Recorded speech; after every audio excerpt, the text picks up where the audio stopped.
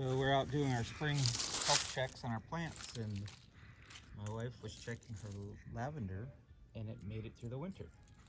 First year. Pretty big deal. It's our first year. We've actually got the lavender to overwinter, and it was a hard winter this year. We had some cold temperatures with no snow, so that's encouraging. We've got 4 plants in the ground, and we got 4 plants made it through. I wish this was snow vision. You guys can smell the lavender. It really smells amazing, doesn't it? And this is the kind English lavender. Yeah, English It lavender. really smells nice. Hey, this is first time. I mean, we've been planting every year, right? Yeah. Trying every year.